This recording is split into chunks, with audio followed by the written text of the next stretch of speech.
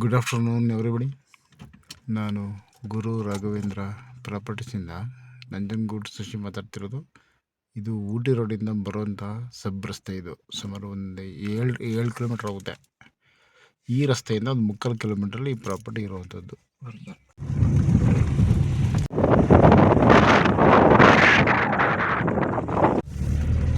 Check dam, ಒಂದು check dam. ಇದು ಇಲ್ಲಿಂದ ಈ ಎಂಡ್ಗೆ ಲ್ಯಾಂಡ್ ಬರೋದು.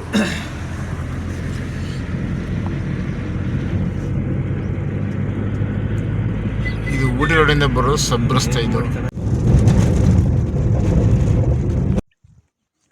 ಇದು ಬಂದು ಸರ್ಕಾರಿ ರಸ್ತೆ. ಇದು ತಾರ್ ರೋಡಿಂದ ಜಸ್ಟ್ ಒಂದು ವಾಕಬಲ್ ಡಿಸ್ಟೆನ್ಸ್, ಒಂದು 3/4 ಕಿಲೋಮೀಟ್ರ್ ಆಗುತ್ತೆ.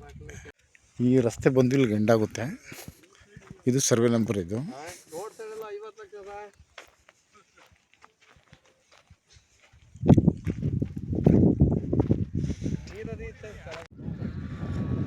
ಸೊ ಟೋಟಲ್ ಇದು 8 ಸರ್ವೆ ನಂಬರಿಂದ 21 ಎಕರೆ ಬರುತ್ತೆ. ನಾನು ವಿಡಿಯೋದಲ್ಲಿ ರಸ್ತೆ ತೋರಿಸಿದ್ದೇನಲ್ಲ, ಉಳುಮೆ ಮಾಡಿದಾರಲ್ಲ, ಅದು ಹೊಸದಾಗಿ ಬೋರ್ ತೆಗಿಸಿ ಲೈನ್ ತೊಗೊಂಡಿದ್ದಾರೆ.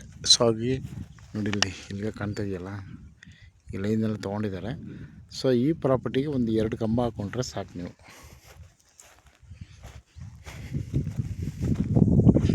ಈ ಪ್ರಾಪರ್ಟಿ ವಿಶೇಷ ಏನಂತಂದರೆ, ಈ ಲ್ಯಾಂಡ್ ಹಿಂಭಾಗ ಅಂದರೆ ಪಶ್ಚಿಮಕ್ಕೆ ನೀರರಿಯ ಹಳ್ಳ ಬರುತ್ತೆ.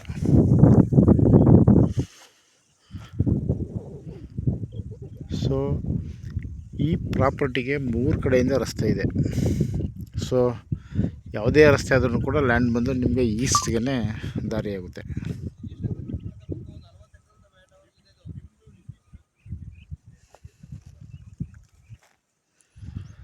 ಇದು ಊಟಿ ರೋಡಿಂದ ಒಂದು 7 ಕಿಲೋಮೀಟರ್ಸ್ ಆಗುತ್ತೆ, 7 ಕಿಲೋಮೀಟ್ರ್ ಆಗುತ್ತೆ ಊಟಿ ರೋಡಿಂದ.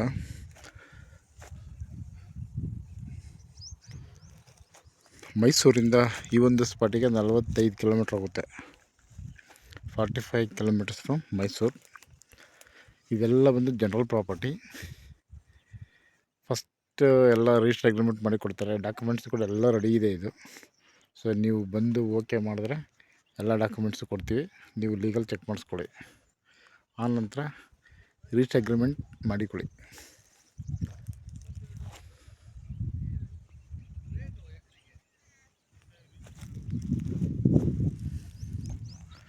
ಒಂದೇ ಬೌಂಡ್ರಿ. ಇದು 22 ಎಕರೆ ಇದೆ.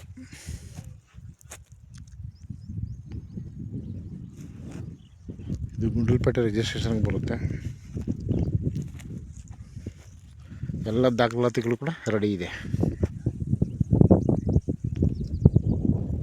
Okay, thanks for watching.